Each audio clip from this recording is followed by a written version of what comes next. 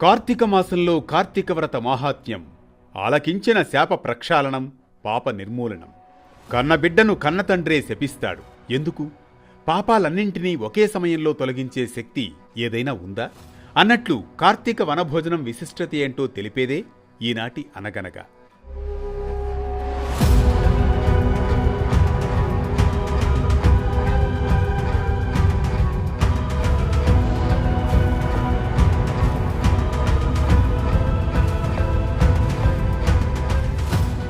అనగనగా పూర్వం సిద్ధాశ్రమంలో జరుగుతున్న యాగానికి అవసరమైన ద్రవ్యాల కోసమని వశిష్ఠ మహర్షి జనక మహారాజు నివాసానికి వెళ్లగా, జనకునిచే మర్యాదలందుకున్న వశిష్ఠుడు కార్తీక వ్రత ధర్మాలను జనకుడికి ప్రవచించే సందర్భమది. వశిష్ఠుడు వచించే కార్తీక వ్రత ధర్మాలు సంపూర్ణ కార్తీక మహాపురాణం పంచమాధ్యాయంలోనిదే మనం ఆలకిస్తున్న ప్రస్తుత ఈ కథ.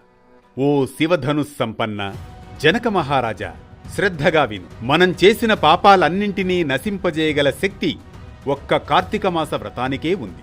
కార్తీక మాసంలో విష్ణు సన్నిధిలో ఎవరైతే భగవద్గీత పారాయణం చేస్తారో వారి పాపాలన్నీ కూడా పాము కుబుసంలాగా తొలగిపోతాయి. ముఖ్యంగా 10, 11వ అధ్యాయాలను పారాయణం చేసేవారు వైకుంఠానికి క్షేత్రపాలకులవుతారు అంటూ వివరిస్తారు వశిష్ఠుడు జనకునికి. అంతేకాదు, కార్తీక వనభోజనానికి ఎంతో విశిష్టత ఉంది. యః కార్తికే సితే వనభోజనే మాచరేత్ సయాతి వైష్ణవం ధామ సర్వపాపై ప్రముచ్యతే. కార్తీక మాస శుక్లపక్షంలో వనభోజనం చేయువారు పాప విముక్తులై విష్ణుధామాన్ని పొందుతారు. ఉసిరి చెట్టు కూడా ఉన్న తోటలో వనభోజనం శ్రేష్ఠాతి శ్రేష్టం. ఉసిరి చెట్టు కింద సాలగ్రామముంచి గంధ పుష్పాక్షతాదులచే పూజించి తదుపరి అందరూ కలిసి కార్తీక వనభోజనం చేసినట్లయితే నిర్వహించిన వారికి పుణ్యం సంప్రాప్తిస్తుంది. ఇందుకు సంబంధించి దేవదత్తుడనే కథ చెబుతాను విను అంటాడు వశిష్ఠ మహర్షి జనకునితో. మహారాజా, పూర్వం కావేరీ తీరంలో దేవశర్మ అనే సద్బ్రాహ్మణుడు ఉండేవాడు. అతనికి దుర్మార్గమైన కుమారుడు కలుగుతాడు. పేరు దేవదత్తుడు.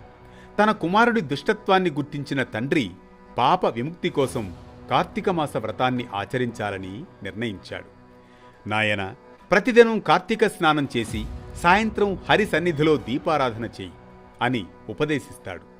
కాని దేవదత్తుడు తండ్రికి చెప్పిన విధానాన్ని ఆమోదించక నిరాకరిస్తాడు.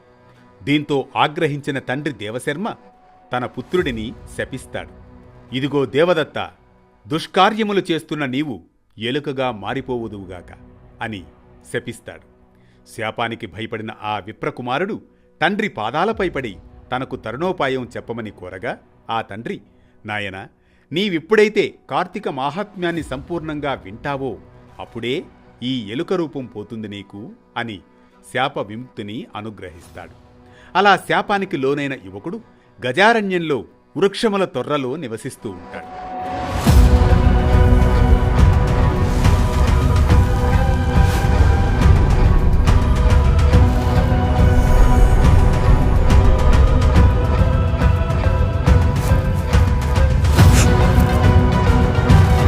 ఇలా కొంతకాలం గడిచాక ఒకానొకప్పుడు మహర్షి అయిన విశ్వామిత్రుడు శిష్య సమేతంగా కార్తీక స్నానం ఆచరించి ఆ ఎలుక ఉన్న చెట్టు మొదలనందు తన పరివారానికి పరమ పావనమైన కార్తీక మాహాత్మ్యాన్ని వినిపిస్తాడు.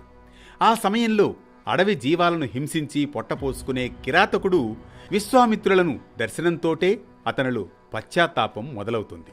దీంతో ఆ కిరాతకుడు, అయ్యా, మీరు చెప్పుచున్న కథలేమిటి? వింటుంటే నాకీ కిరాతక జీవితం పట్ల రోత పుడుతోంది. దయచేసి ఆ రహస్యాలేంటో చెప్పండి అనగానే విశ్వామిత్రుడు, నాయనా, మేము కార్తీక వ్రతాన్ని ఆచరిస్తున్నాం. ఈ కార్తీక మాసంలో ఎవరైనా సరే తెలిసిగాని తెలియక కాని స్నాన దాన జప తప పురాణ శ్రవణాదులను చేసినట్లయితే వారు సర్వపాపాల నుంచి విముక్తులవుతారు. ఈ వ్రతాన్ని భక్తితో ఆచరించేవాళ్లు జీవన్ముక్తులవుతారు అని వివరిస్తారు విశ్వామిత్రుడు. ఈ సంభాషణల్ని, భక్తిమయ ప్రసంగాలను వింటూ పుణ్యవంతుల సన్నిధిలో నివసిస్తున్నందున ఎలుకలో కూడా ఒక వివేకం కలుగుతుంది. దీంతో తన శాపగ్రస్త రూపాన్ని విడిచిపెట్టి మళ్లీ పుణ్యం మూటగట్టుకుని తిరిగి పూర్వ బ్రాహ్మణ రూపాన్ని పొందడం జరుగుతుంది. ఇది దేవదత్తుని వృత్తాంతం విన్నావుగా. కాబట్టి ఓ జనక మహారాజా, ఉత్తమ గతులను కోరేవారు ప్రయత్నపూర్వకంగానైనా సరే కార్తీక వ్రతాన్ని ఆచరించాలి. లేదా కనీసం కార్తీక మాహాత్మ్యాన్నైనా భక్తి శ్రద్ధలతో వినాలి అంటూ పంచమోధ్యాయం చెబుతారు వశిష్ఠుడు జనకునికి. అర్థమైంది గురువర్య, ధన్యోస్మి అంటాడు జనకుడు. ఇది కార్తీక మహాపురాణం. కార్తీక మాసంలో కార్తీక వ్రత మాహాత్మ్యం, ఆలకించిన శాప ప్రక్షాళనం, పాప నిర్మూలనం. ఈ కథనం మనకిచ్చే సామాజిక సందేశం ఒక్కటే: కార్తీక పురాణం పొరబాటున వింటేనే పాప శాప నివృత్తి చేస్తుందని, అలాంటిది సదాచారంతో చేస్తే వారికి జన్మజన్మల భాగ్యం ప్రసాదిస్తుందని. ప్రతినిత్యం ఓ పురాణ కథనం, సూటిగా, స్ఫూర్తిమంతంగా, సామాజిక సందేశంగా. ధర్మం చెప్పే కథల సవ్వడి, జ్ఞానం చెలరేగే కథన ఒరవడి. అనగనగా అంటూ మళ్లీ రేపు పలకరిస్తుంది ఆరుబయట వెన్నెల్లో జోకొట్టే కథల్లా మీ వేటు న్యూస్.